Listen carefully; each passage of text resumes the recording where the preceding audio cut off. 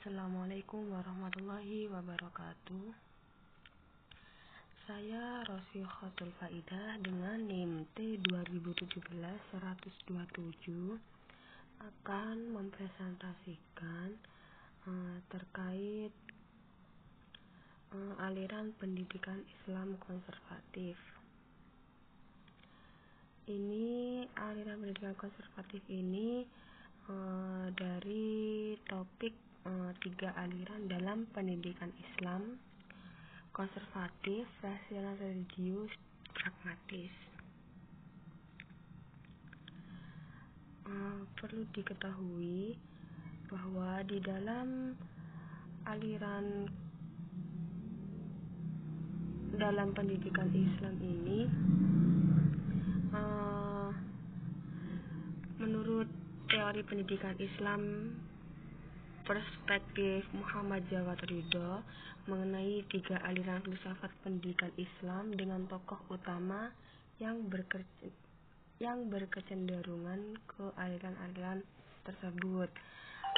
Terdapat 3 aliran utama filsafat pendidikan Islam yang sempat saya katakan tadi, yaitu yang pertama aliran religius konservatif yang tokoh utamanya adalah Al-Ghazali. Kemudian aliran yang kedua adalah religius rasional dengan tokoh utamanya Ikhwan As-Sofa. Kemudian aliran yang ketiga adalah aliran pragmatis dengan tokoh utamanya adalah Ibnu Khaldun.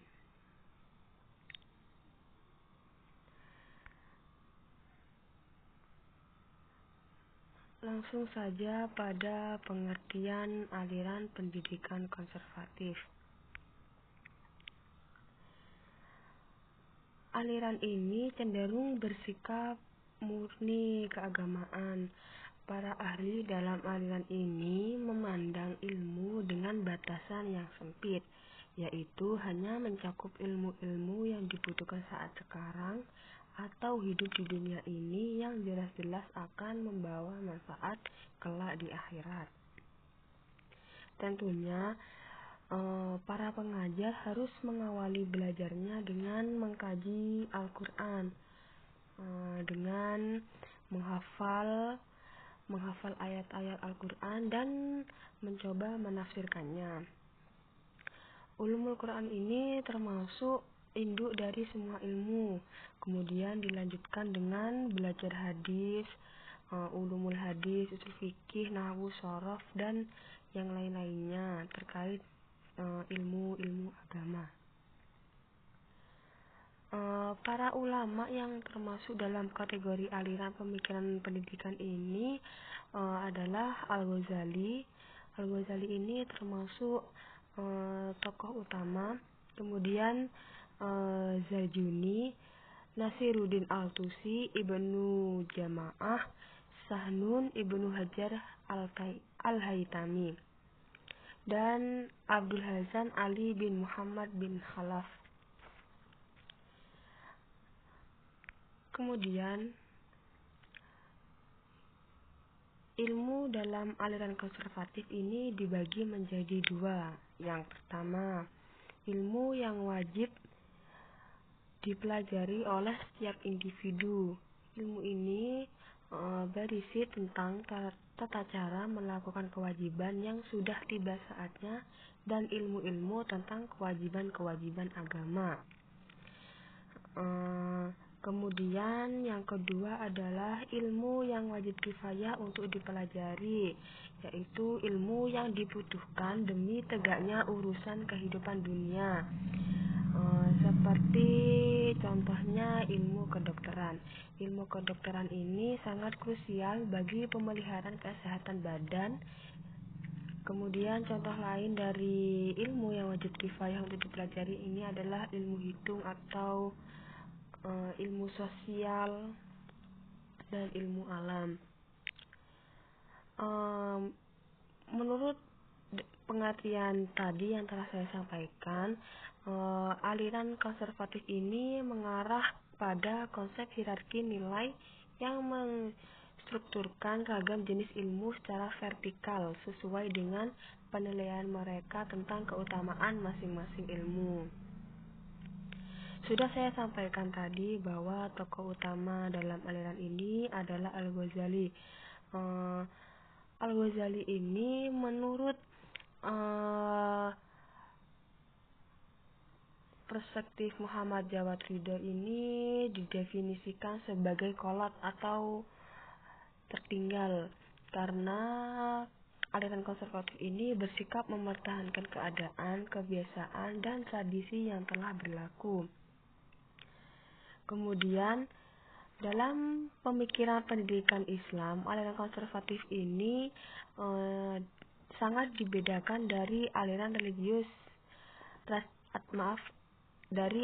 rasional religius, di mana rasional religius ini menempatkan akal di posisi istimewa dalam pergulatan ilmu pengetahuan. Kemudian, di dalam aliran pragmatis, ini lebih realistis dalam merespon tantangan zaman, sehingga kesan negatif yang muncul tatkala mendengar istilah konservatif yang secara langsung juga menunjuk pada pribadi dan pemikiran tokoh-tokoh yang telah disebut.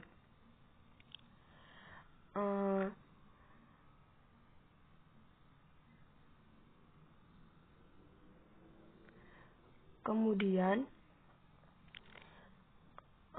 lembaga-lembaga pendidikan cenderung hanya mengajarkan ilmu-ilmu yang bersifat tafakuh fiddin, sedangkan ilmu-ilmu di luar seperti ilmu sosial dan ilmu alam tadi tidak diperhatikan atau tidak dimasukkan dalam materi atau kurikulum madrasah. Dalam hal ini, Al-Ghazali menjadi bagian dari ulama mazhab tradisionalis yang pernah menjabat sebagai rektor di Madrasah Nizamiyah. Karena besarnya pengaruh dari Al-Ghazali ini di dalam kalangan Sunni, maka Sunni identik dengan mazhab konservatif.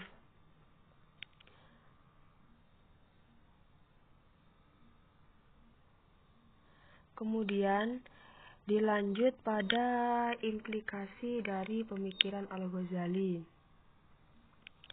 Implikasi dari pemikiran Al-Ghazali ini masuk pada kurikulum pendidik dan peserta didik.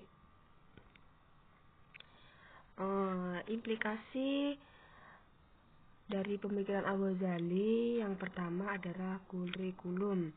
Kurikulum ini dapat diartikan sebagai al-mada yang berarti materi.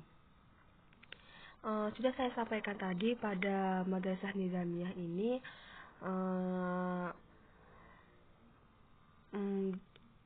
di dalam kajian keilmuannya hanya memuat ilmu keagamaan, di mana ilmu-ilmu umum tidak dimasukkan dalam kurikulumnya atau materinya.